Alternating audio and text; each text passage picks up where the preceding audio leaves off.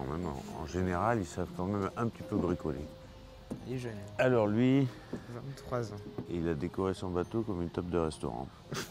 C'est un Suisse. Ah bah oui, c'est pour ça qu'il y a des croix. Oui.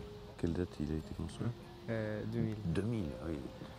Pas tout neuf. Hein. Vu comme ça, c'est un moment d'intimité, de complicité entre un père et son fils.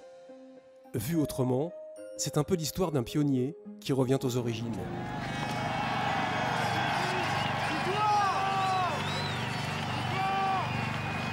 Le 16 mars 1990, il est un peu plus de minuit au Sables d'Olonne lorsqu'une course folle, lancée 109 jours plus tôt, connaît son épilogue. Titouan Lamazou vient de remporter le Vendée Globe Challenge, la première édition de ce qui s'appelle aujourd'hui le Vendée Globe.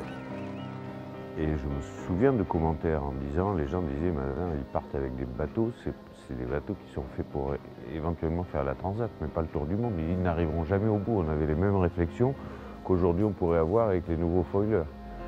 26 ans après, Titouan se souvient aussi que larguer les amarres de ce ponton l'avait transporté vers les hautes latitudes, vers le Grand Sud, vers le pays de l'ombre comme il l'avait appelé, en entrant dans les 40e rugissants.